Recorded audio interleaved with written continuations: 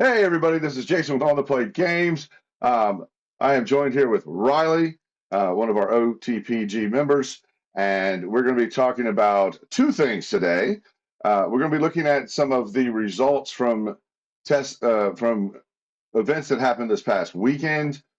We could only find one that included Secret of Powers cards, so we're going to take a look at that minor tournament with each of the top four decks and some of the cards that they used from Secrets of Power. Also, we'll be taking a special look at one particular deck that used a Secret of Powers leader and a whole bunch of Secret of Power cards. The plot mechanic is absolutely amazing. Then we're going to be looking at some gameplay from Grandline Games up there in Somerville. If you haven't checked them out, you're local to the Charleston area, please come by and check them out. They are the only place, and they have the largest selection of Star Wars singles in the greater Charleston area. We're pleased to have them doing that, and they have added even more to their singles collection recently, and it's definitely worth a look to go check that out. Currently, On the Play Games does not have a whole lot of Secret of Powers to offer, so really Grand Lines is the only place in town. So check them out. Also, we want to give a special shout out to MetalFAB. We want to thank them for gifting us the ability to give away the Life Puck, which I believe is going to be featured in our best of one match that we'll be talking about. Riley, am I right or wrong? You used a MetalFAB's Life Puck. My opponent had one. Oh, There was only even better. one, so I still use my basic normal tokens. Hey, keep it simple, keep it sweet. But I will say that Life Puck I have been seeing show up a lot more with players in the local area. It is an excellent deal at $30.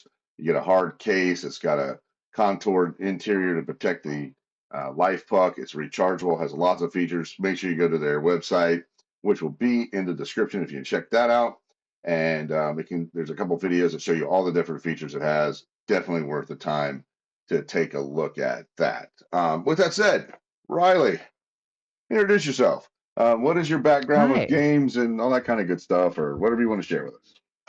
Yeah, absolutely. So my background, as far as card games are around, is I have played a lot of Hearthstone. I have even competed a little bit, but I have not won anything. But I have recently, on August was the first time I picked up. No, September was when I first picked up Star Wars Unlimited, and it has been extremely fun to dive very deep into all levels of this game. Speaking of deep dives, we're going to be looking at a limited match that you played in with which you very early identified as one of the top two leaders in the Secrets of Power Oh yeah. set, Jabba. Jabba. Yes. I tried really hard to not build a Jabba because I keep winning with Jabba, and I'd like to experience more of the set, but he's just too strong. The big boy's got too Sometimes, much going on. sometimes when the worm calls, you must drink it. But nonetheless, you have done phenomenal with Jabba the Hutt. The only match loss I think you've taken in 9 rounds of. Am I correct that you've played in Yep, three nine skilled events? rounds because I 3 sealed events, and I brought Java. It was Java blue green every time. And the only loss that you've taken is by the hands of another deck. I'm not going to say who because there's no brags. Um, Mm-hmm. that you actually helped the individual make a change of a whole color change and leader change right at the last minute of the constructed time, and that was the only deck that was able to challenge your Java deck. Yes, after helping you fix your deck, I didn't want to a give it different away. color. After helping you identify that you had a lot of strong cards in a different color, I helped you fix that, and then you ended up taking first place away from my second place. Yeah, so you basically came in first and second, just Yeah. by my hands for first place. So now I don't help anyone. I'm not here to help anyone anymore. Never again. Even in the casual, it's going to be this, It's put intense. the screws to them. Yeah, and it is intense. It's like, with a limited pool, or Mm-hmm. 6 packs sealed, limited format, to be more exact. A lot of what we were talking about was kind of how intense sealed limited format can be, and that Yes. the cards you have to choose from are you're so constricted, and you're usually playing like ones, maybe two ofs of certain cards, Mm-hmm. which makes resourcing kind of difficult. Yes. And tell me your thoughts about the choices and the kind of, how that plays out with limited versus like constructed. Right. And so, there was one game, I don't know if it was this last game, but I know it was during yesterday's event. So I had both Lando and my Cantwell cruiser, my two very strong 7 drops. And so I had them in my opening hand, and I had a turn 1 play, but I knew like I had to figure out the rest of the mid game. And so the choice was either I mulligan that, because I can't resource my win conditions. So I could brick those middle turns versus like in constructed when you've got like you don't just have you don't have 2 win cards. If you're playing like blue green villainy, you're gonna have multiple Vaders, you're gonna have multiple Avengers, you're gonna have multiple Mauls. So you have one early, yeah, you can just resource that. You don't need all of them. It's fine. Versus in the limited, you don't want to resource those bombs. And this with disclose, that oh my gosh, the Cantwell cruiser, bringing that back up, you need double blue and a villainy, which that double blue can be surprisingly hard because you're not running monocolor, and so Speaking of the Cantor there is cruiser, a oh, go ahead. there is a lot of depth when it comes to just resourcing, let alone playing the rest of it. It's a very complicated set so far.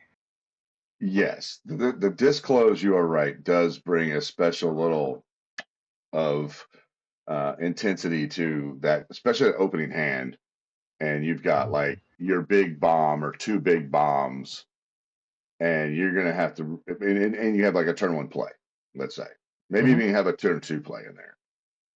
Yeah. But you're going to have to hang on to these 2 big bombs and be playing basically 2 cards in your hand, is what you're playing. Yeah. Exactly. So am I gonna mulligan and hope I get a turn 1 play again, or and then potentially brick my mid turns? Or yeah, there's just so much. Yeah, there's so much to think about. And then the disclose, like you said, um, making sure you can meet those requirements. And as you said, to speak again about the Cantor Cruiser, for those people viewing, one of the things that happened in our match that you and I played in this event this past weekend is you had the Cantor Cruiser out. It had locked down one of my units.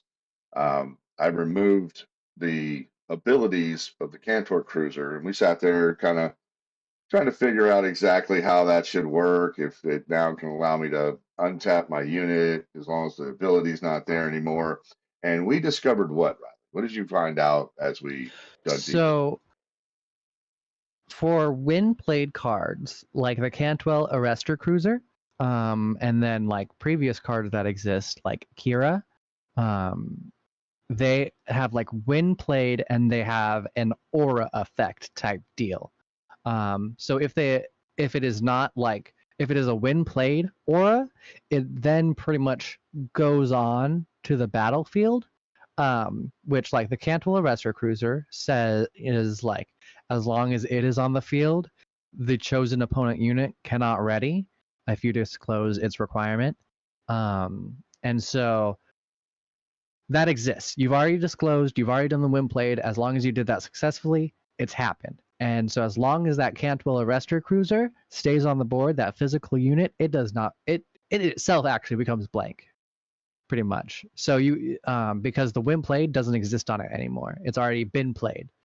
So when you remove its effect, you're not removing anything because it's part of the game state. Right, right. That was one of the things that you dug up through some Reddit, some casual Reddit reading. Yes. So I do appreciate that. That was a learning experience for me at how when play triggers work and static, the static ability that they create, this continuous effect. And then you can't remove that continuous effect unless you remove the conditions that that continuous effect are under, which in this case is the existence of the Cantor Cruiser in play. Mm-hmm. So very cool little interaction to know about as a judge, a level 1 judge, and mentor of others, and also a very cool thing as a player to be aware of, because you could potentially waste a, a the ability to take away abilities from a unit by putting it on the Cantor Cruiser, thinking this is what's going to happen, and a judge can't really tell you what you can or cannot pick, but Mm-hmm. I guess a judge could tell you that the when played trigger effect would continue to be in effect. Yeah. No matter what unit you pick, those are continuously in effect until the condition that allows them to stay in effect is removed, and that being the ship itself. Um, and then there were a couple other examples you brought up with some other triggered abilities that have continuous effects while they're in there. However, a unit like Supreme Leader Snoke, if you were to remove its abilities, the -2/-2 is not a when play trigger, it's just a static ability, and that would disappear. Yeah. Yeah. Very, very cool. Because it's still written on the card as long as it's, Yeah, it it doesn't is an even. aura on the card. Yeah. Yeah, it doesn't even say while Supreme Leader Snoke is in Mm-mm. play. It's just Nope. like all It opponent is just, units. it does this. Yep. Yeah, so um, paying attention to when played triggers and just the word when is so important. And there's certain key words when you're looking at board states as a judge. You're looking for those when and if clauses and things like that, to try to make decisions on what is the best next thing to advise, um, a pair of players that are in competitive or sanctioned, even if it's this casual sanctioned play, what to expect when they make their call. You can't say if you do this on the Cantor Cruiser, the Cantor Cruiser is going to continue to do this, but you can say, when played triggers that have already happened, and I guess and really it's because they've already happened. You're not able to removing the ability of the card at that point doesn't matter because when played is that trigger's already happened and it's in effect. So I thought that was a really cool thing to kind of have Cantor Cruiser, one of the first cards that I was thinking had ever thought of with this particular interaction, that the impact that it had, that it's a when played trigger versus just a static trigger. And that was cool. I thought I'd bring that up real quick. But yeah, so excuse me. Let's talk about this weekend's event that were listed in the SWUDB competitive hub. As you can see Yes. on the, I'm sorry, SWU competitive hub. You're right. I put an extra couple of letters in there. So SWU competitive hub, we had quite a few events this past weekend. Well, actually, not quite a few. We had 3. We had the Two Moons Invitational Championship, which let's keep in mind this is an invitational championship. So the players in that 16 player pool are some of the best, and we're going to see some of their records and accolades as we go to the top four of those. We had a planetary qualifier, which they did not allow Secrets of Power. You can see that by the set column there, and where it says LOF or SEC, which I still have a very hard time with not calling that SOP. But there was only one tournament this weekend that included Secrets of Power cards, and we're going to kind of take a little deeper dive into that one since the new set's there. And our first place finisher, when I click on this, you can see that that is not the one. Yep. This is the one. You can see that our old friend Han is still doing things. Our newer old friend Han from set 4, which I always thought set 4 Han was like Boba Fett Jr. He didn't get the extra resource every time, every turn, but his flip turn can be so explosive where you're able to put out like 10, potentially up to 10 resources worth of plays in play on his flip turn, which makes him really powerful. Then we got Yoda Green Force. And then we have right here our Chancellor Palpatine from Secrets of Power paired up with Data Vault. And we're going to take a look at these lists in order of how they finished, starting off with our, I'm going to mispronounce these names terribly, but I know it's Mario Gutez. I'm going to say is probably where it's at.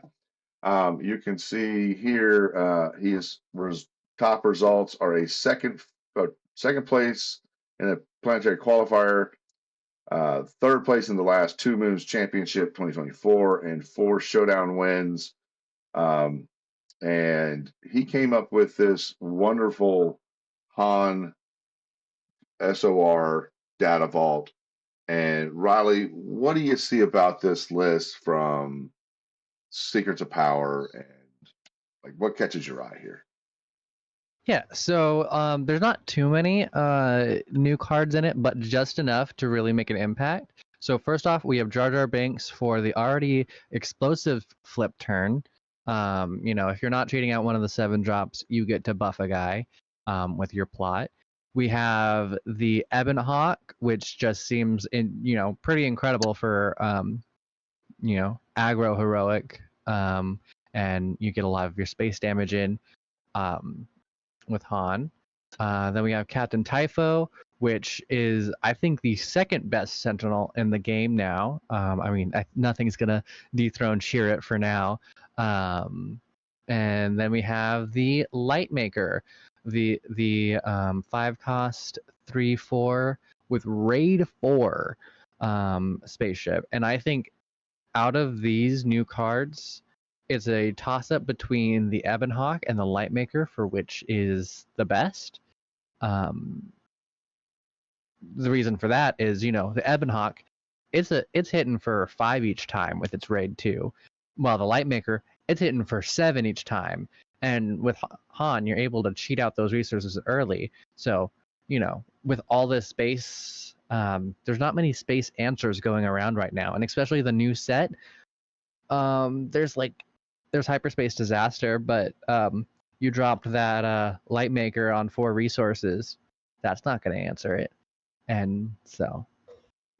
Yeah, and being able to cheat out that 3-drop and swing in for 5 on turn 2. Yeah. With the Hawk. No, is it the Hawk? That's the 3-drop, right? The one you The Ebon Hawk, yeah. Yeah, the Ebon Hawk. That's more damaging than even cheating out either one of the Millennium Falcons, which they do have the ability to make the new set 4 Millennium Falcon really, really powerful with the one Luke Skywalker, You're Still With Me, and they went ahead and went with 3 Jabba not Jabba the Hutt, excuse me. I'm stuck on Jabba the Hutt right now. 3 Chewbaccas, um, just to kind of battle that control matchup where, they put that on that ship and now you can't use things that would defeat the unit. You've got to now do damage to that unit, which if you put that and Luke on there, that's 6 with just the 2 pilots, 9 with the original 3 from it, and then he gets a +1/+1 each. So you're kind of looking like 11. You can start thinking of 11 power coming at you into space. Oh yeah, it's nuts. And you're playing the bigger spaceships compared to the other space decks. So you're going to be ruling the space arena. And the ground arena, these new cards, Captain Typho, Lightmaker, and then the couple, insane 7-drops you already run with Han and Enfys Nest, control that ground. So you can ignore the ground while still, being a bit like controlly, and it's just perfect. And that's where that Sentinel probably comes in really well, controlling that ground area as well. And then you've got the U-wing reinforcements, which in this particular deck, you're looking at like 3 units that can be put out. Like Oh that's yeah. a lot of 2-drops, a lot of 3-drops. Well, 4 2-drops, I should say. Not a lot, but 4 2-drops that you can deploy. One of which would buff a unit with that Jar Jar Binks. That's pretty insane.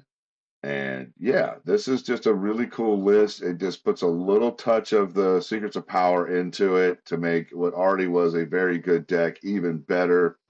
It looks like they have an Amidala in the sideboard as a 2 of. Yeah, I think that's probably just because it's a new card, and I don't know what matchup you'd choose it for. Maybe versus a hard control. But honestly, I think versus hard control, you just keep going in space. So I don't know. Because it doesn't swing the aggro matchup.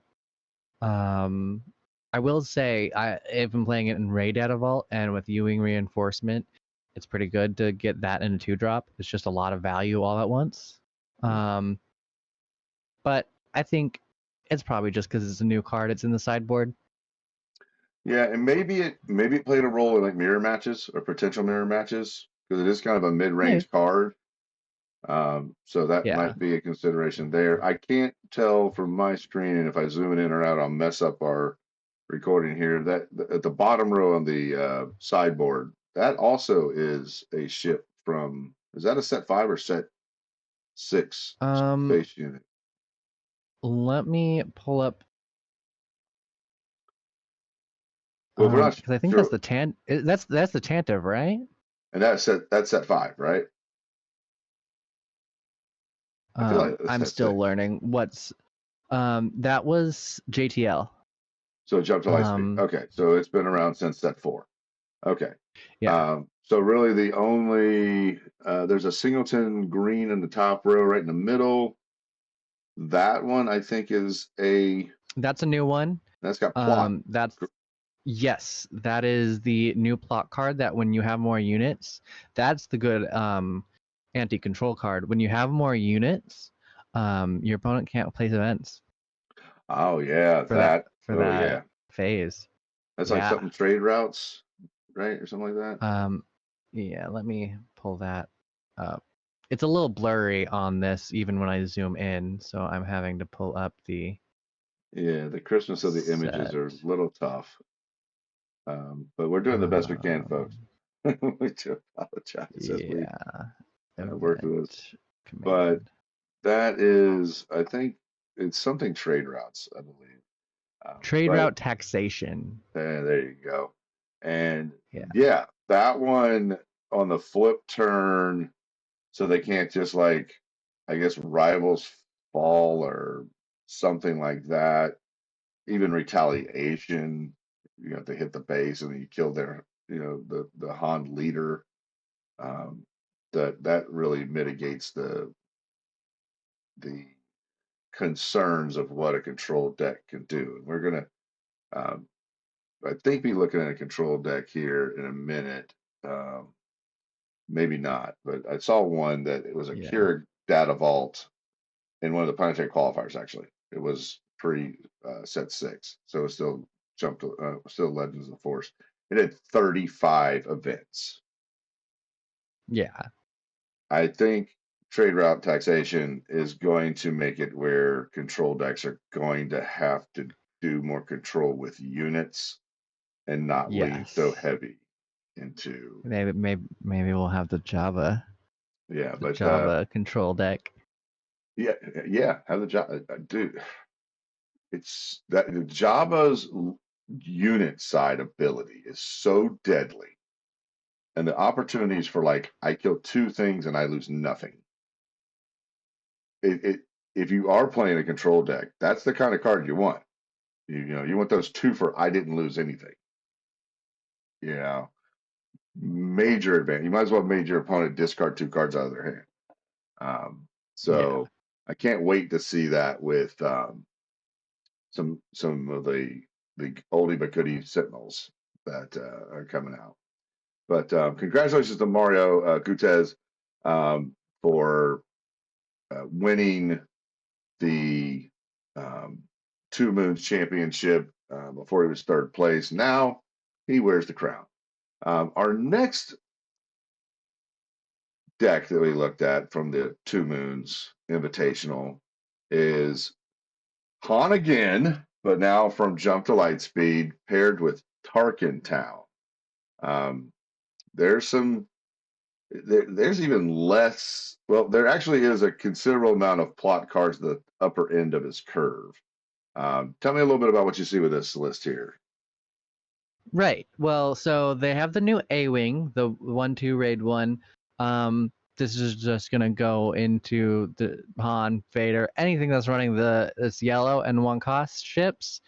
It's fine. It's nothing special, nothing new, just fine and good. So it fits in there. So then the new cards that are exciting. So back up here, the Lightmaker. Very surprised to have seen the Lightmaker do so well. And I think it's just because it hits for 7. And that's just nuts. And it's on the 5 turn, so it's the that's the flip turn, right? It sure is. Yeah, and so you can get that out, and you're playing a bunch of other stuff. They don't want to kill the Lightmaker because then it exhausts all their guys. So that's great. I have seen Sudden Ferocity with new Han do great things because based on your ordering, you can get these plot cards out and then refresh your resources. Yeah, and I'm also Which is noticing incredible. that this list has 15 1-drops. Yes. So it is turn 1, drop 3, or drop 2 units into play. Turn 2, I don't see any 2-drops. Obviously, that's because of the way the leader Just works. C3PO. Just C3PO. Oh, C3PO is a 2-drop. I thought that was a 3-drop. Okay. So C3PO and another 1-drop unit potentially. But even if you just play a 3-drop, you've now got 3 odd units on 3 resources. Go to 4 resources, and now you can play a 3-drop and a 3-drop. Turn 3, you're at 4 resources. Yeah, 3-drop and another 1-drop. So that would take you up to 1, 2, 3, 4, 5 right there on the end of your turn 4, which is exactly and where you want so to be. yeah, there's enough plays here that you will be getting your full flip, and it's gonna be nuts. I've and also aggressive negotiations. The new 3-cost event is definitely not a card to ignore. It is as long as you play smart for it. It is you can be hitting for spend 3. You're hitting for like 8. Yeah, that's the one that is Even +1 5 to 8 +0 for every card that you in your card in hand. your hand. Yeah, Yeah, and you attack, and it's just a better surprise strike If you play for it. Yeah, if you play, if it's your first turn, first action, it usually is going Yeah. to hit for at least 2 to 3, depending. And if you don't resource, it's 3 to 4 usually.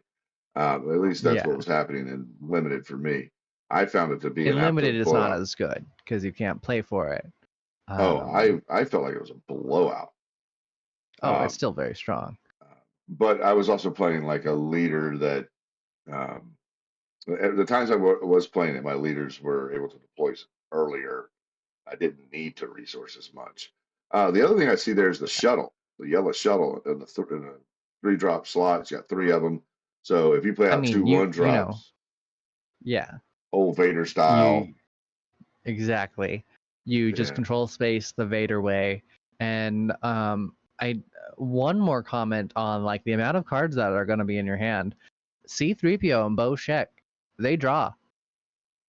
that's right. And You're you not can gonna, call, and you don't have to play 1 drops later on if you're good. Like if it you need that extra burn, you can keep them in your hand, and it can sort of action crunch a little bit with the aggressive negotiations. now, am I Um, seeing this right? yeah. It looks like there are 8 3 drops or 3 cost cards in this deck. All 3 with a full play set. Yeah. I mean, and as far as counting for Han's ability, that is just 6 of them because those events don't count. But Correct. and you probably But won't be playing those on turn 3. So about 5 turn 3 plays so the reason that are all I good point ones those too. out, the reason I point those out is that makes C3POs call 3 almost every time. Mm-hmm. It is. It is the And it's call. going to hit a lot, and it's going to draw you that card, and that's your card draw engine. One of the things that another one of our OTPG members, Zack, pointed out is what he felt was a drawback to this leader is that if you're playing out all these cards real fast, low, ones and three, mostly in the 1 slots, that your hand is going to deplete really quick, and therefore the aggressive negotiations isn't that aggressive, right? Mm. But when you have those cards, the card draw engines of C3PO and what's the name of the card right next to him? Boshek. Boshek, yeah. Because what you look at the top card of your library, and if it's odd, you draw it. Um, for C-3PO, you call a cost. And for Oh, Boshek, yeah, Boshek's the one I thought. yeah. Uh, so for Boshek, I believe you look at the top 3. Let me pull up the exact card. Um, Bo. While you're pulling that up, even if you drop Yeah. the C3PO in and you drop a 1 drop or 1 casting cost space unit, you're still going up an odd unit, and that would be just as much as you would go up on that turn 2 play as if you were to just put Millennium Falcon in play or one of the other 3 drops. So you're not losing on your count of odd cards that are going into play uh, before that flip turn happens for the Han Solo leader here in Jump to Lightspeed. Um, have you, what you seeing with the Bo Shek so far? Right. So when you play him as an upgrade, so when you pilot him for 2, you discard 2 cards and return each of those with an odd cost to your hand. So it's a draw 2. I thought it was a draw 1. It's a draw 2. So you discard two s- cards from your hand and from then your put deck and from your deck. Oh, okay. Discard the top 2 cards from your return. deck and return 2 of them. So it's a draw 2. That is, Yeah, because they're all going to be odd because you just don't yep, hit C-3PO. Easy. yeah, that's pretty impressive draw engine right there, and those 2 cards combined. So that makes a lot of sense to have the aggressive negotiations over something like Surprise Strike, because like you said, Along with Plot Just, is draw half a card oh yeah, yeah. Um, because you're just does not it have spending one from your hand. does it have plot on it? No, but you're running enough. You're running those plot cards, so then on your plot turn, you're not emptying your hand. I see what you're saying. The upgrade is a plot card, and yeah. So The wrong ride, yeah. this is a very so even if you didn't have a lot of cards in your hand, let's just say you had the Lightbringer and a Poe Dameron. Yeah. Like you're tapping out, you play your Lightbringer, ambush, kill some. No, sorry, that's an ambush. You put that out, you flip your Han, you untap 5 resources, and you drop a Poe Dameron. That is insane. Yeah. So Um, it just has so many strong turns that it's just obvious. Yeah. that's great. And so, awesome, awesome deck list created by Nicholas Kohler. He has uh, won against Dome G that one time. I love that. Always able to connect a USB first try. That's hilarious. Overpowered Lou in a disc battle. It's like they must have done a These rap are some battle. great achievements. Yeah. Yeah, and then 2 PQ participations. So um, someone with not that many Star Wars related accolades, but at the same time was able to put together quite a unique and very powerful and explosive um, Han Jump to Lightspeed Target Town list. I mean, And they that, got second against some big competition. So, yeah, because we're going to be talking about some big competition as we go a little further down the list here. Let's take a look at the next one. Our next one is Yoda Force Green. And this one's got your oldies but goodies. You got your Battlefield Marines. You've got your the green A-wing, the 3-2. You've got Yaddle, who it's arguably one of the best statted and um, with the best amount of text card in the game. Maybe Gunji kind of fights in that same area. It's got some ramp um, with the was it Spark of Hope. You've got your Blue Wing leader. You got your Obi-Wan for some Sentinel. You've got some additional Sentinel with the Village Protectors. You've got your good old ramp with Resupply. Obviously, you play You're My Only Hope with Yoda because that's just cheating, but in a fair way. Another Sentinel from our new set. That's Captain Typho. Typho. Thank you.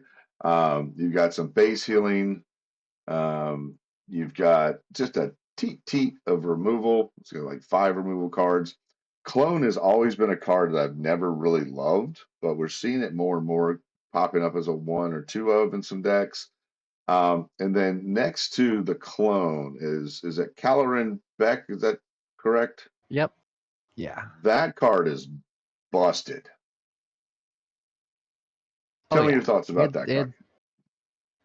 Kaleran Beck. Oh, he's great. I mean, he's like a U-wing reinforcement on a stick. Yep. Instead of getting like one of your 4 drops, you're getting him instead. And would you pay for a 7/7? I would. I certainly would. I All like a day 4 long. cost 7/7.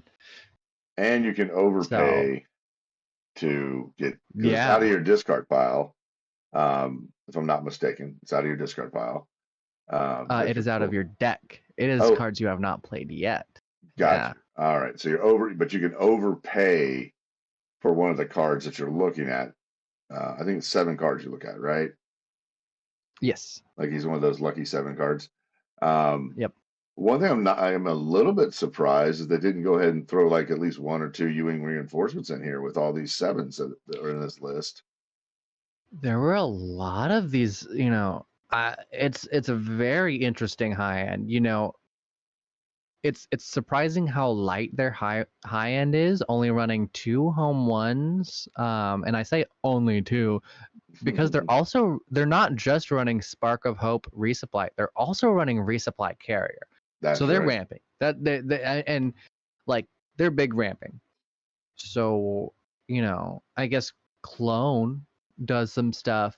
But Yeah, the human reinforcement really doesn't give you too yeah. much there. I mean, you can grab maybe 3 2-drops. There's Yeah, I think the not as Claren Beck covers your Ewing reinforcements yeah, because yeah. they're, you know, they're pretty much the 3 drops and lower are what you're gonna get from Claren Beck. And you're ramping hard, so if you really want the higher stuff, you're gonna get it. While Ewing reinforcement has that resistance to that. And then interestingly, run Vanquish along with 2 Rivals Falls. Vanquish instead of like Fell the Dragon. So, anticipating, just kind of putting Vanquish is there when you're like, I don't know what I'm gonna face. It's gonna be something. Well, it's just as non-leader Um, unit. That's the one thing that like yeah, kills me about that that's what the rival. card. That's what the Rivals Fall is for. But So there's where that's your not a big rivals deal. fall. You're right. It's You're really, right. Vanquish is there to cover. You don't know if you want to run takedowns or fells. Is aggro the killer or is mid range control the killer? This set, I don't know. Now from set 6 cards, we're looking in the 2-drop slot there. Um, Mina the Bonteri. Thank you. You saved me from asking the question. Um, she has Who? I was going to ask the question what the name was because I can't read it right now. But Yeah. Nina Bonteri, is it restore 1 or 2? I'm not sure. I think it's 1. Yes. So the better Yaddle is restore 1 when defeated. If you just can meet its disclosed cost of command heroic, then you get to draw a card. So, they don't want to kill it because you'll draw a card. But if they don't kill it, you also restore. So that's just fantastic. Yeah, puts them in a tight Uh, spot there for sure. And then your home one, obviously great. They are running a third one from the one that's in the sideboard. I don't know if you've noticed yep. that one's Yep. sitting over there chilling out. Um, Yes. the blue card on the top row, very end, 2 of, it's something about space units. Is that defeat a space unit or? The hyperspace disaster. The Yes, 7 cost destroy the entire space arena. there we It's fantastic. The blue green heroics have not had a great way to finish like end the space game. So, they've kind of had to play the restore game in the early to mid, and they've just needed that little bit to finish off like, okay, I've survived Vader, but how do I stop him just keep going?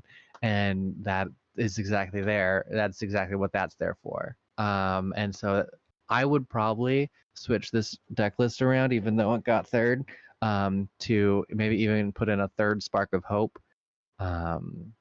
So instead of the resupply carrier, so then you can ramp up sooner.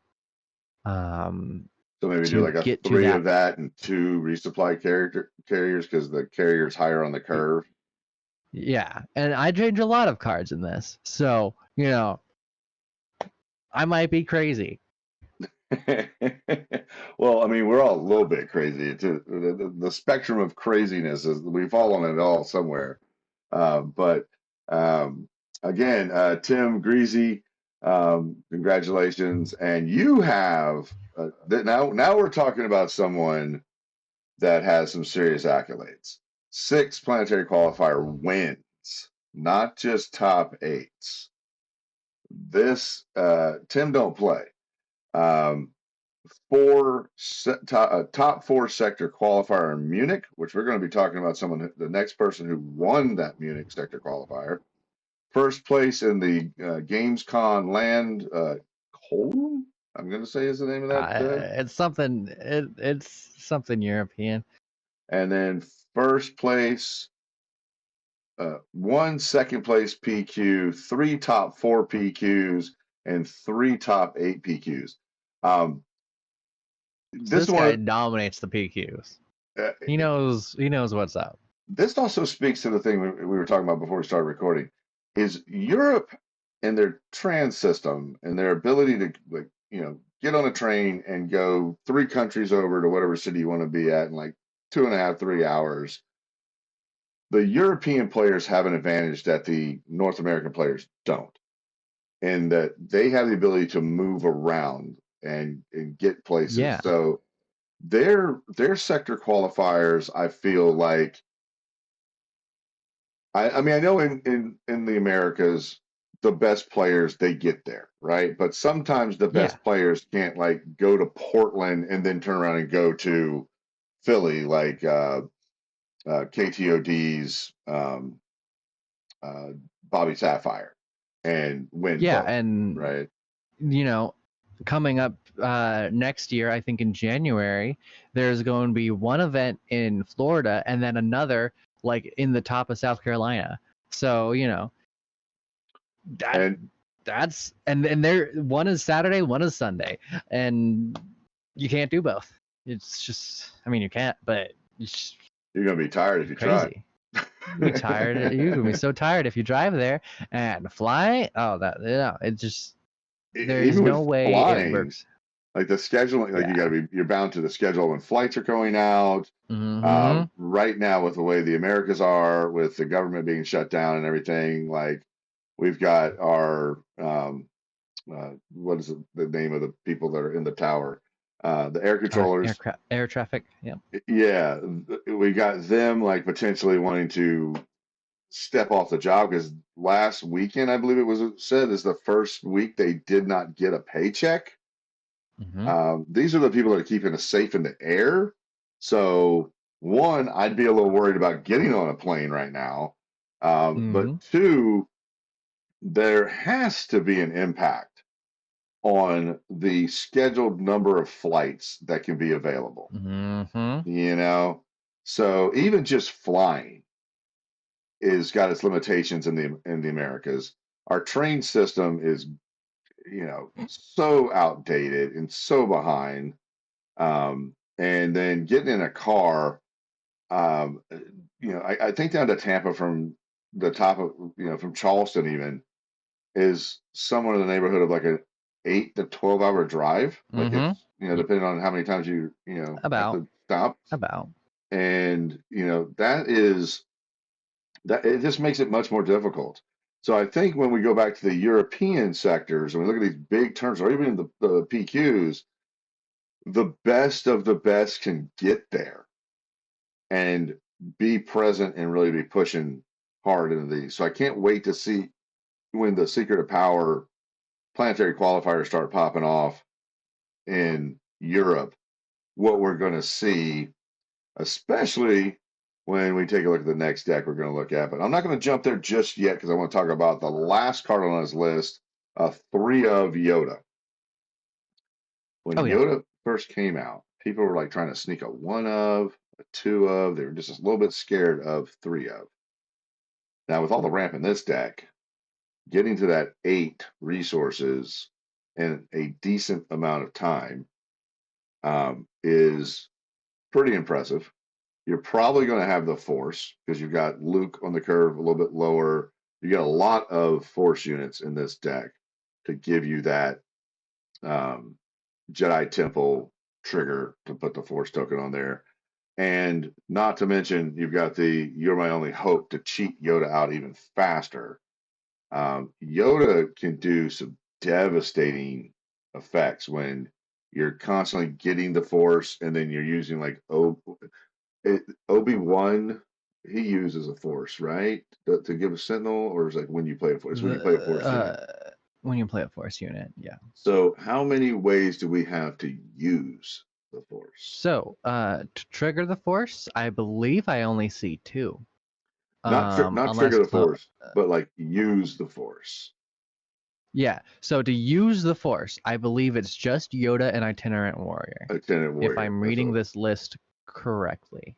And I think so that's another weakness I see. But also, I'll say, what really matters is that first hit off of Yoda. It does. It really does, because you're getting that life And back on your it heals base. 5. It's so good.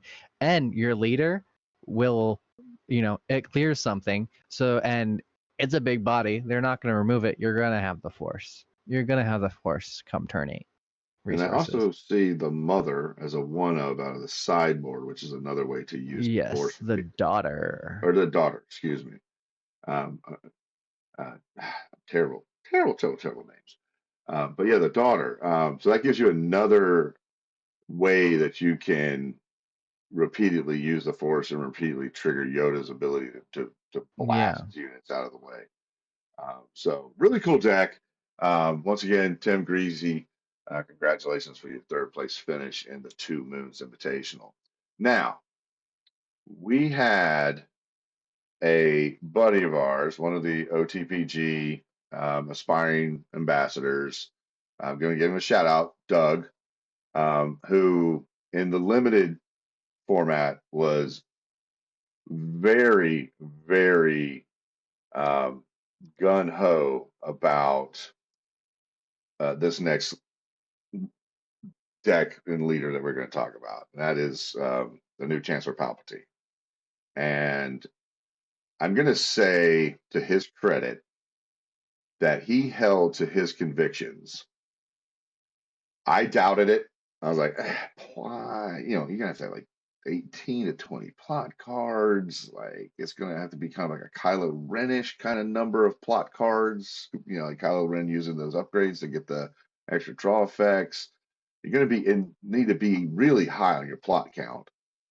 And then how many plot cards are there that are good? And I believe it was Walter that was with us, another member of our OTPG group. Um, who pointed out that green and black is probably where you're going to have to be to get the goods, to get the real good stuff. Uh, that's going to be impactful. And but even Walter was like, don't, maybe I even told Doug, I was like, hey, don't listen to me. You know, as an ambassador of the game myself, I'm like, you play what you want, you try it, give it a whirl, see what happens. I know he was talking with you, Riley, about the like a deck idea for it. Mhm. He went to you for some help for the constructed because he was already, I'm going to play this leader. Like, you know what I mean? Like, Yeah. Oh yeah. did you have that feel from Doug? Like, look, I am Palpatine, pro Palpatine team. Oh yeah, and he loves it. And I think it'll be good after rotation. I think it somehow managed to slip in still to top 4, but very nice that I got a top 4. Yeah, it actually did really well if we look at the records from this. And we can do that. But yeah, let's take a quick look over at this deck, and this is the Palpatine Data Vault. Now, this deck takes using set 6 to the next level. Am I right, Riley? How do you feel? Oh, absolutely. I think it even is probably running so much set 6 that it's a bit of a downfall. And explain For that a in little bit. Give me a little bit of so that flavor is about. the biggest thing for that is, so it's running Condemn, which is an upgrade you put on that as long as you meet its disclosed cost, pretty much turns off the enemy unit. It makes them deal like no damage, turns off their effects, which super strong card. I love it. The part where Great it's an against. issue Right? is you're running Power of the Dark Side and Merciless Contract. So your opponent's just gonna be like, oh, you've been shutting off my guy? Okay, I'll just kill it. I won't kill my important thing. I'll just kill this instead. Yeah, there are 5 early control enchantments. The Entrenched and what you were just speaking of, that kind of a little bit counter to the oh my goodness, I am terrible with names. Um, the Merciless Contest. Um, but one thing I did notice is that this deck has almost no units until the 4-drop slot. Only has one with Slime which I think Yeah. is amazing. So it's really just controlling with enchantments and, kill effects and that kind of stuff. Mm-hmm.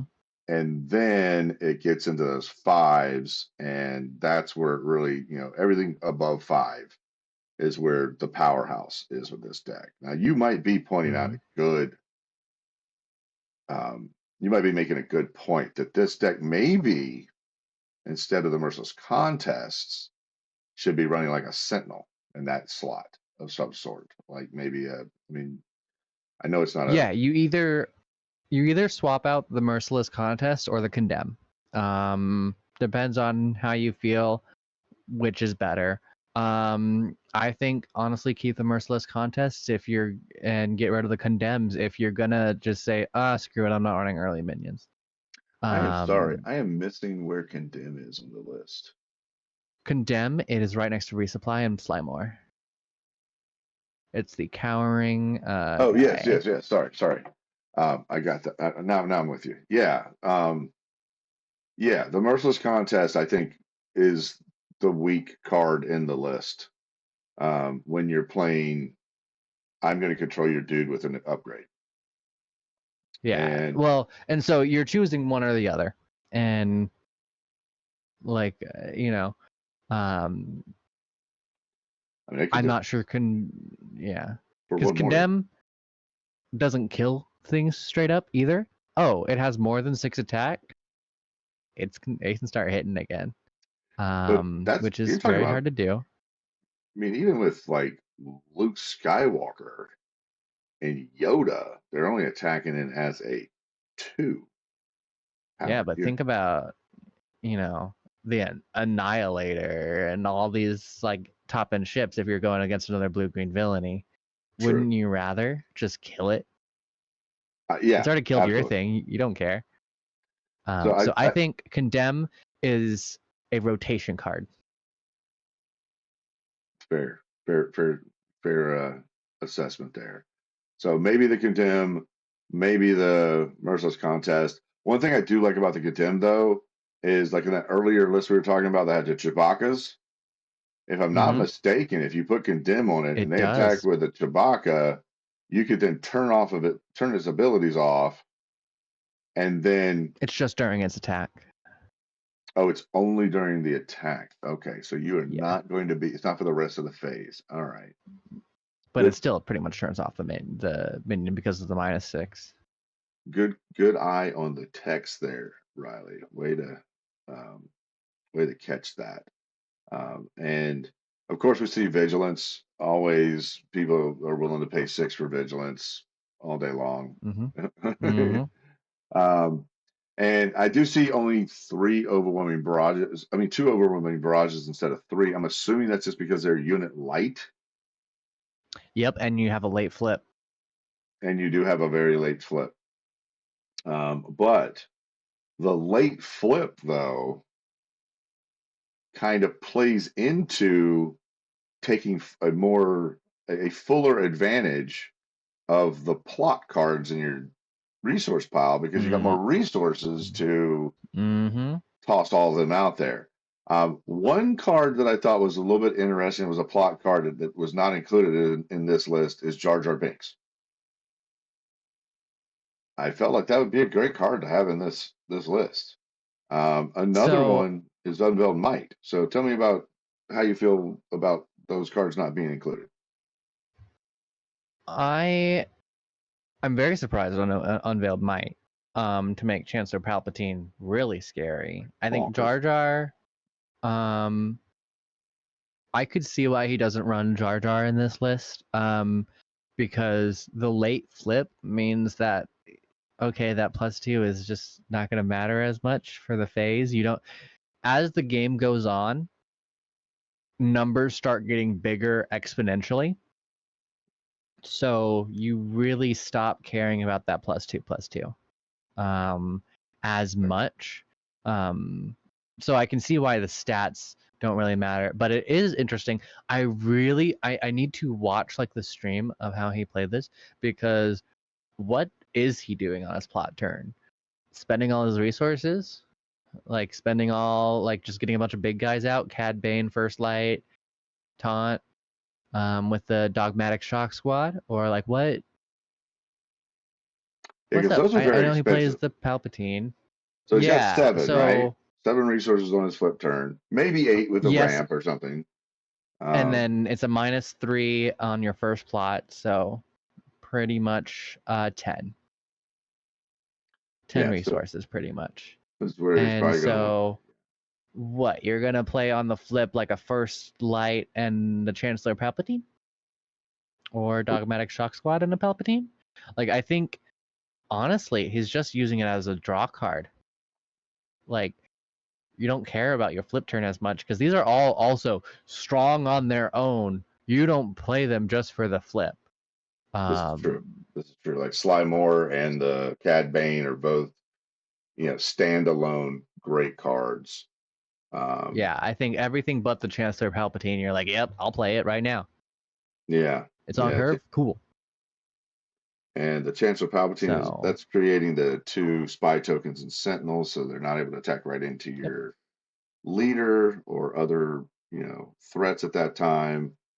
Um, and it creates 3 bodies, so it gets other control decks. Okay, so let me bring up another thing that I was looking at about this list. So we've already talked about the Merciless Contest, and what was the blue enchantment's name? The new one, the one that disclosed. Uh, It's on the second round. the Condemn. Condemn. That's the blue enchantment, right? At -6, take Yeah. away the things. Condemn. Okay, I'm gonna lock that in my head now. So, um, but I noticed. Okay, so we got the Merciless Contest could possibly be removed out of this. I was looking at the restock, and I felt like this deck, it is playing the late game, but that restock may not be necessary. Maybe in the sideboard somewhere in there.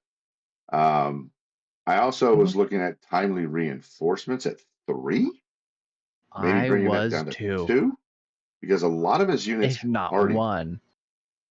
yeah, as a lot of Yeah, his units I already mean, have a. your big, like, because, your First Light and your Mauls, they already have it. And, the Avenger, the Devastator, and the Annihilator, they already impact the board. Like, everything's Mhm. already doing something to the board. So it doesn't need the ambush, which you're going to be paying 2 more for if you do pay for it. So yeah, I really don't like the timelies, and the restock I think can sideboard just fine.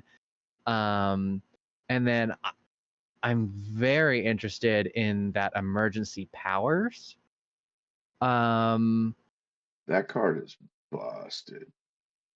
like, you When know, you get that, if you have, let's just say you're in a scenario where your opponent is unfortunate enough to tap out in front of you and you have something that can attack the base.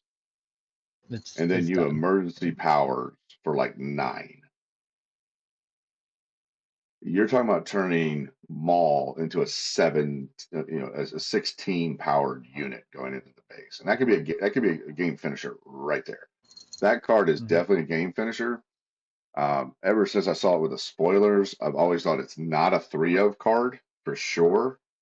Um, it's a questionable 2 of, and in late game control decks, it's almost a definite 1 of. Now, tell me your thoughts on what I just said there, because I could be out of my mind. We're talking about being crazy, No, right? I think that's pretty solid. Having 1 or 2 of them is pretty cool. I think 1 works pretty well with this leader. This leader is draw heavy, because you're running all the plot cards.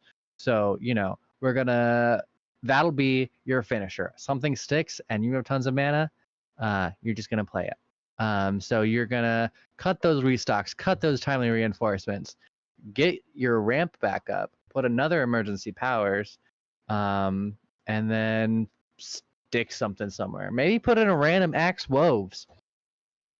Ooh, I was thinking Axe axe for Woves, sure. emergency power. Just throw one of those in there as like a funky finisher. Oh, they can't remove a shielded unit. Okay, die. Like versus, um, like an aggro deck where you might you didn't get your other removals, or you could also stack up on another removal. But you play Axe Wolves, you have 3 resources. Next turn, you make him, so you give him +3/+3 with 4 resources on emergency powers, right? And then they get another +1/+1 for each one that you put on him. So you're actually So going he's +6. becoming, yeah. So even without the So shield, it he's an is, 8/8. yeah. You're making an 8/8 that attacks on turn 4. An 8/8 or I mean possible turn 3. 9/9. 8/8 or 9/9 attacking on turn 3. Yeah, So insane. yeah. Now, the only thing I can argue about Axe is that if you're trying to ramp, Axe sits in that three cost or 3 resource I think Axe slot. is just a funny play, and I don't think it goes into this deck. Yeah. I think I think you add another removal or because another big card. yeah. Now, I do think that Axe could be there because I mean, it attacks into something that those aggressive decks are using, um, and just knocks a shield off, and it's going to do a fair amount of damage. Now, 2/4 has become kind of like the turn 1 play stat, so it even has the ability that if they, if it gets into combat with a 2/4 while it's got the shield on it, it's still a 2/2 and attacks the next round, which you potentially at that round you're just like, I'm just going to make it a 8/8 and swing into your base, and I don't care about your Yaddle that has 1 point of life on it.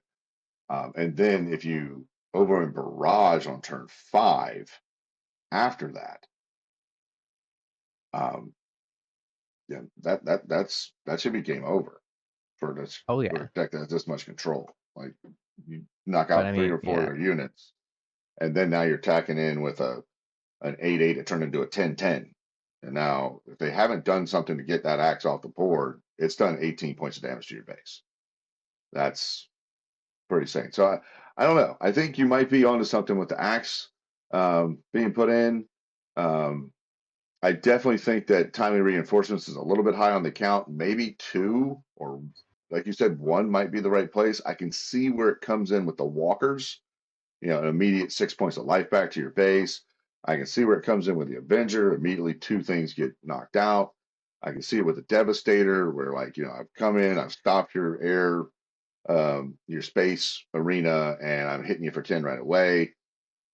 Um, I could see some things there. Another thing I see in this deck, though, is you have synergy with Maul, with Cad Bane, being able to put the damage on Cad Bane, which could be huge. I think that's the only underworld. The Sly's not underworld, right? That's No.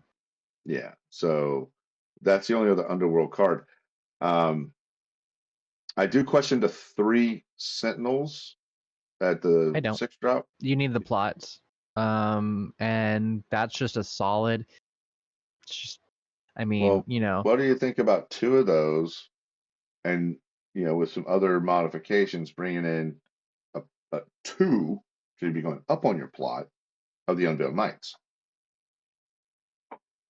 So we're cutting those timelies for unveiled. I could see it. Yeah.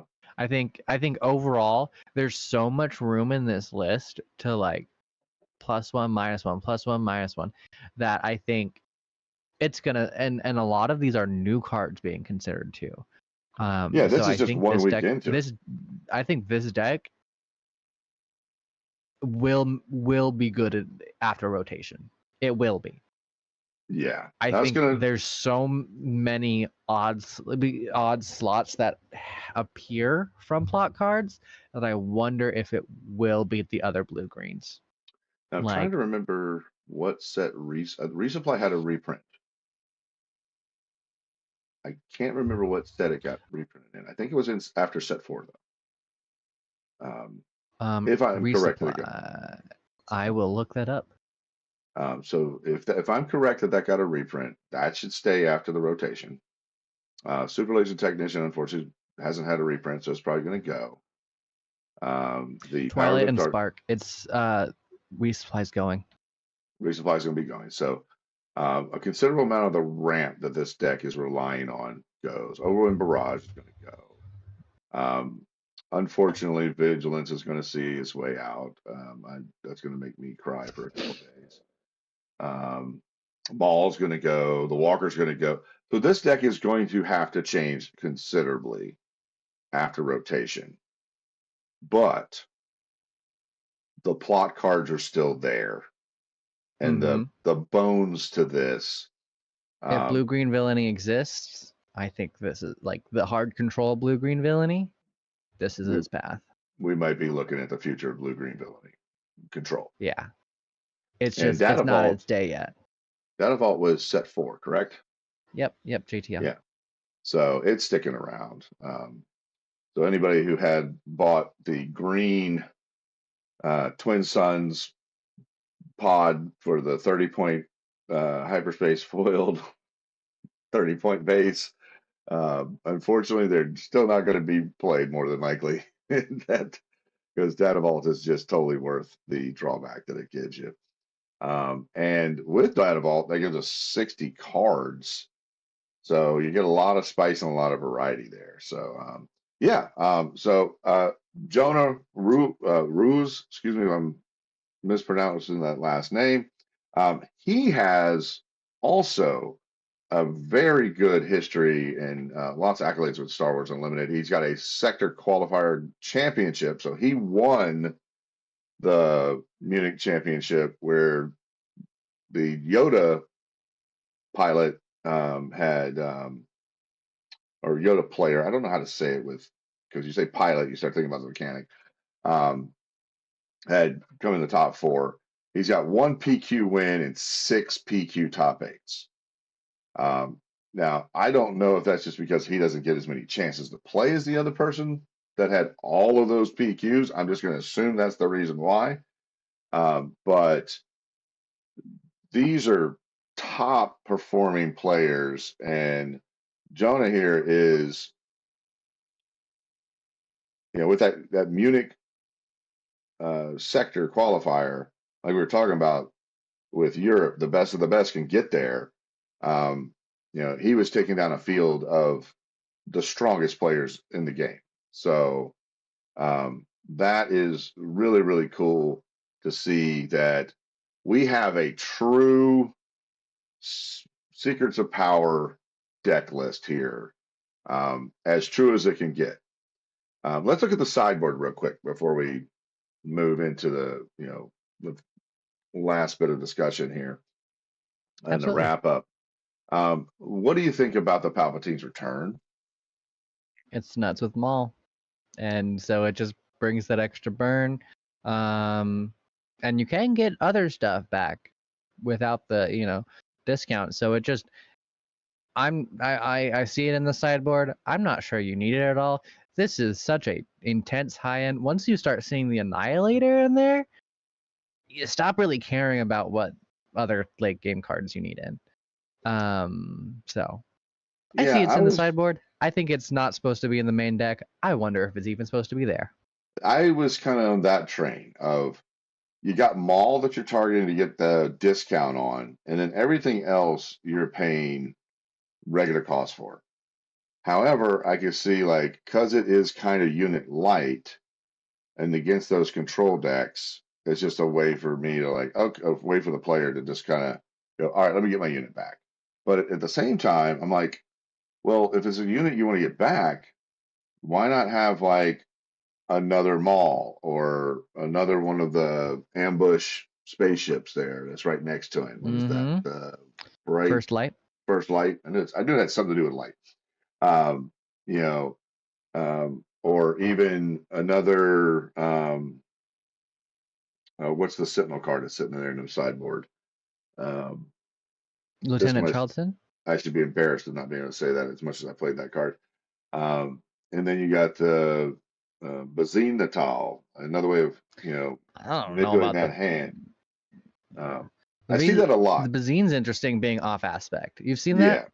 I've seen that a Okay. lot in that's something that Bobby Sapphire, I believe, if I'm not mistaken, some of the KTOD team members kind of innovated. They may have been the team that innovated using a singleton, because in those matchups, what you want to do is you want to take their restock out of their hand. And now you've Mm-hmm. got Mm-hmm. the control player beat because now they can't restock and build up while you continue to use your vigilance to grind them down. Mm-hmm. So I understand the Bazine Natal, even though it's, you know, either potentially a 4 cost, or I think when you smuggle it out, it's going to be a 6 cost. Um, but I definitely see that.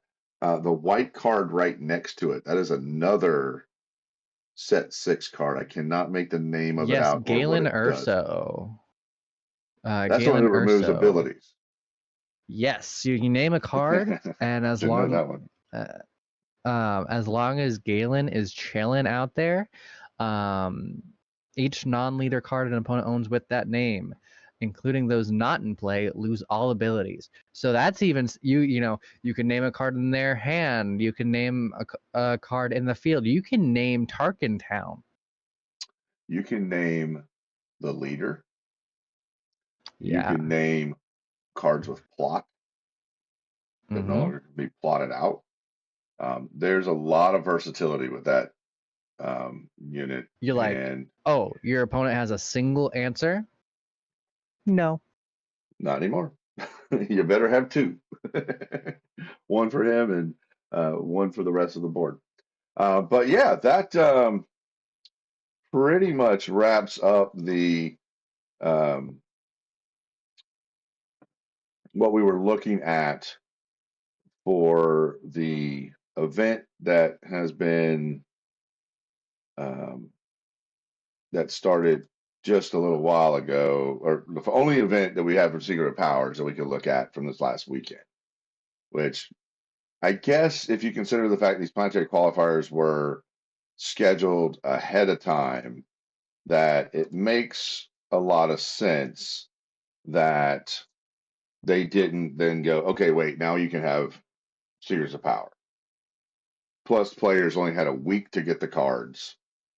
And obviously, these guys busted open some boxes like crazy. And I would not be surprised if Two Moons had singles for, available to players so they can make these Or at the decks. very least, they traded with each other because they Oh yeah, seem to have enough people. they either busted like a couple of cases or more each, or they did the trade swap.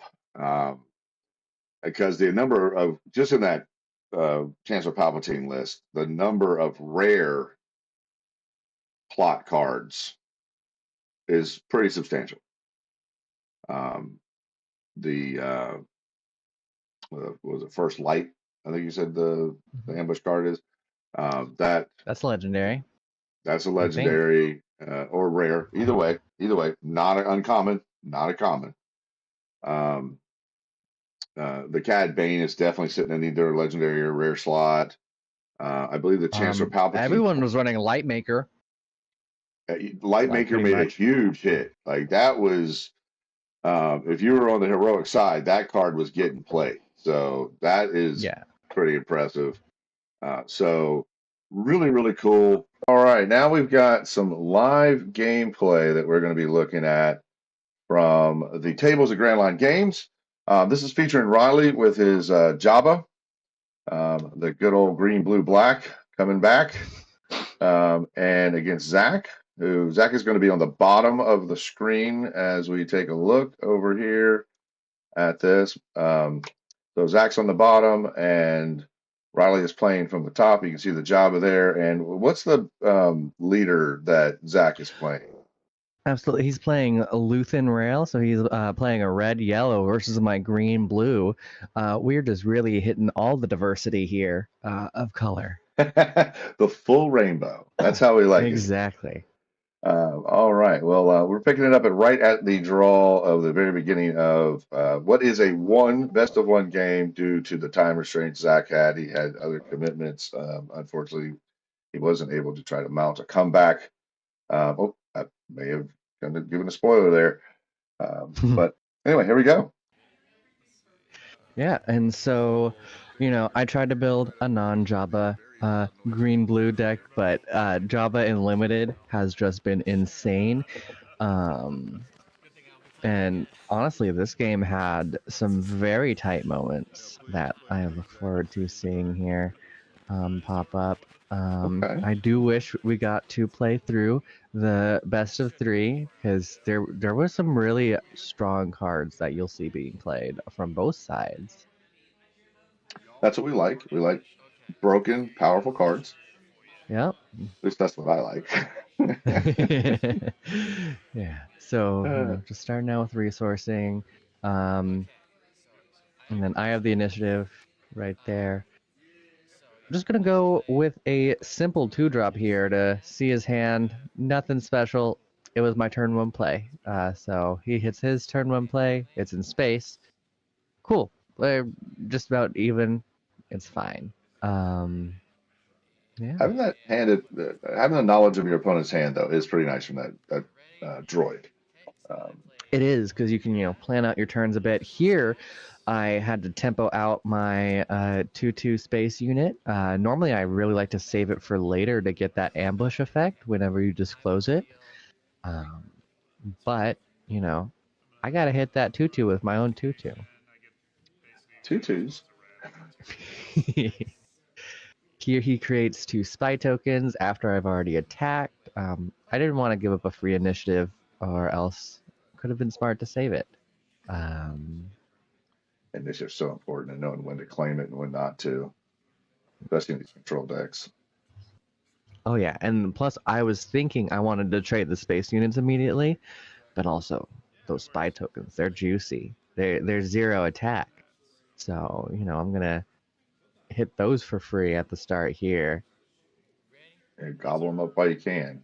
Because they swing back with that raid 2, which would defeat your unit. So, and now puts him in a Oh yeah. situation that does he trade his 2 tokens that he just got for Yeah. your, you know. Spending 3 resources to beat the 2 resource play.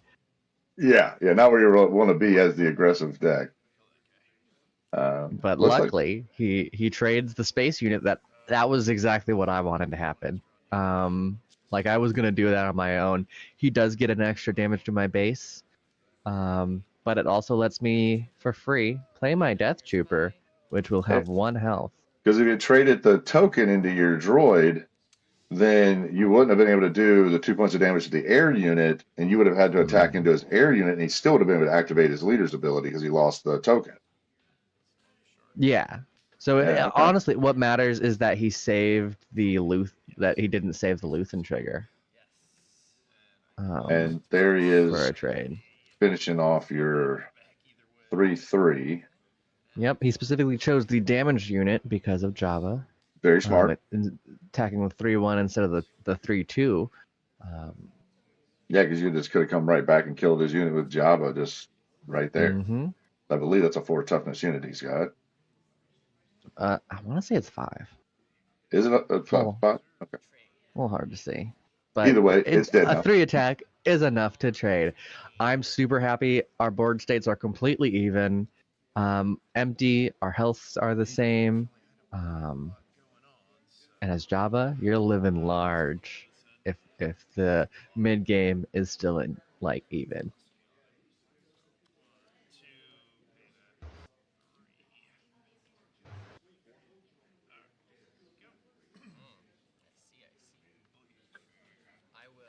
All Here right. we He see is. a giant plot turn. Yeah. Making a 5/7, which is Now, pretty scary because Java can't trade into that on his own. So I have to match with my own plot turn, giving Java my experience token from my 4/5 FN Trooper. such a great card. That little extra +1/+1 is so valuable. Oh yeah, and like it, the 5 flip. I think a lot of the really powerful leaders are flipping on 5, or later. The only one who isn't is Dedra, and you know doesn't need it. So you You take can care also of the just play. spy token. That's good. Yeah. You can also just play the FN Trooper Core without plot just fine. I mean, it's a 5 cost 4/5, give it an experience. So you know you can make a base stat unit. You can buff up one of your guys. It's just good. Here we see him figuring out he has 3 juicy targets. He can either kill my troopers, hit my Jabba, or hit my base for 6 because he added that upgrade on. Now, the least juicy of them all is going at, well, it would kill your unit, so Jabba's trigger wouldn't happen, right? Right. Okay. All right. So it is a juicy target. All right. Yeah, that's what makes it real juicy is, because the other way of playing around Jabba besides killing him is full killing his units. Don't have the little bumps and trades. Just get it. Yeah, that is definitely true. You don't want to leave any HP left on the table when you're finished attacking one of the non-Java units, that's for sure. And Zack very wisely taking his time to figure this one out because this is I feel like a very clutch. I mean, always the leader deployed turn is clutch, but this particular one is Oh yeah, very very tough. volatile based on what decision point you make. So he decides to start hitting the Java, getting it down, so make it very easy to clean up later. It's just got, I believe, 3 health remaining. It took 6, has 9 from the buff. So yeah, if he plays another one of those ambush guys that I killed earlier, they attack for 3. That's enough to kill a Jabba if he's got another in his hand. And that's one of the power plays with yellow. It's got those early ambushers, and so it can really try to control the board pretty well in the mid and early game. All right, so So roughly now about 7 minutes into the match right now, which you guys are moving pretty quick since you're going into what looks like turn 5. yeah, turn 5, 6 resources. He did say he may have to leave after 1 game, so was trying to keep it moving, make sure if there was the time to make it happen, make it happen. I did just Um, notice that you put Jar Jar Binks down. yes, so that +2/+2, it's slow. So I you, needed to, immediately interact, and so the rest of my cards were more valuable. So I exhaust his unit with my +1/+1 upgrade, which is a nuts card. Um, like it's 1 cost, you exhaust the unit. That's nuts. Let alone the upgrade part of it. I mean, just the fact that Blue has in this set been introduced to exhaust features that were normally cunning as a vigilance being Yeah, introduced to yeah, has really like turned the tides a little bit there. And I think that's a card that, I mean, for the cost that it was like a 2 cost, no, it was a 1 cost. Um, yeah, one put a +1/+1 and exhaust a unit. That, I yeah. mean, In the that's same good. arena, but yeah, you're gonna tend to have something in the same arena. Um, and I think that really goes along with the rotation. They're really trying to make it where hard removal is a lot rarer. They want minion combat to, like, unit combat to be the way you trade. I was able to use my troopers to trade with their Luthen, so I still have my hero on the board. They don't. I'm super happy. Yeah, you got Um, 2 units to 1. Um, it looks like a less, he's got more damage on his base than you. yep. I think you have 3 to his 6. Um, he was counting down instead of up, so that's unfortunate. He Yeah. does capture here. That's Yes, impressive. here he captures my 6/5 that would have traded into his unit, which is a very strong power play that I'm about to match with my own of the Cantwell Arrestor Cruiser, Oh, just permanently exhausting that unless he has an answer to space, which is super hard to do in this set. oh, Blue has the answers of like Retaliation and Hyperspace Disaster. Um, Otherwise, you're just gonna have to start throwing units. That's pretty hard to do when I own the board. Here, Yeah. he gets that ambusher to kill Jabba, but even though I haven't really gotten Jabba value this game, I'm happy. How the trades have gone, how the cards have played, I'm happy. Yeah, he's got one guy locked down. You got a big race that you're winning if he's just unit to unit with you right now. Lots of resources. I'm seeing what looks like the card that defeats, lets you look at 3 resources and possibly defeat one with raid 1, the 3/4 with raid 1. Yes, the Elia Kane, the 3/6 actually. Oh, It's a strong body. And it's only villainy. So I play that here. Really, since we've already done our leader flip turns, there's just plot really to play resources. Play from your resources. So it's just milling a card, and seeing kind of what they have in case there's a game 2. You get to see what's up. and a For really things they've important part about that. resourced. Sorry, really important part of the thing about that card, that unit, that defeated resource coming in to play ready. Yes. I was mistaken about that the whole time until we are talking about it recently. So a little But bit of damage. it's strong enough even without, throwing your opponent off curve. Yeah, absolutely. Here he starts trying to work on killing my cruiser with that space unit 3/2 deal 2 to a readied unit. So And had you attacked first instead of playing the unit, mm-hmm. you would have been able to avoid that extra damage. But that plays into your Jabba's ability, so not the Yeah, worst so thing. I have a damaged unit that can, so because it has 2 damage, I can deal 1 to anything. And here is the turn that everything goes awry. He puts 3 damage on my arrestor cruiser and 3 damage on my Elia Kane. This lets me deal 2 damage with my Jabba ability to whatever I want. And so, that space unit he was going to start clearing up with, it's dead. 3 toughness or 3 health points. Board state 2 health defeats it. points. Yeah. Only his 2. Okay. So, yeah. Super dead. And exactly Well, what the Jabba ability Jabba does too deals as well. 2. That's Yeah. right. Okay. And so from there, it was, okay, he's got no more answers. We're clearing up our board. It was GG. His last hope was getting to hit in with that space unit. So if he decided to hold off, he could either have claimed or attacked base with that, instead of trading in my Elia Kane. That was how he could have started trying to kill the arrestor cruiser. Maybe swing it back because he's got big plays happening still. But without it, it was over. And that's one of the things with the limited format that we were talking about. Like, since you only have like 1 copy of, sometimes 2 copies of like some commons, or if you're lucky enough, an uncommon, but very rarely a big bomb that's in the legendary or rare slot. That your resources are really difficult to manage. Yes. Especially in that first hand. Go ahead.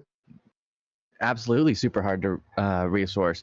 There was one game that I have 2 big bombs in my deck of Lando and the Cantwell Arrestor Cruiser, and so I had in one of my other games yesterday, I had both of those in my hand, and I needed to make a decision. Am I going to mulligan and throw away my turn 1 play I also have in my hand? Because I didn't have the mid-turns figured out. Or am I, if I mulligan, I could just miss my turn 1 play. And hitting your curve in this limited format matters so much because removal, especially like board mass removal, it doesn't exist. There's like light single target removal with like the Cantwell Arrestor Cruiser exhausting something. Yellow actually has a lot with, we're bouncing things back to hand and exhausting other units. But it's really just, I push this issue off to later. Nothing's like, I kill it. except for the 2 cards brought up earlier, Hyperspace Disaster and Retaliation. And then you have like the minor stuff, like the one that gives a -2/-2 and draw a card. Yeah, which is I've relevant. found that you really don't want to spend that 3 on it. Really, I still am pretty high on it. Like, I think you still include it in your deck.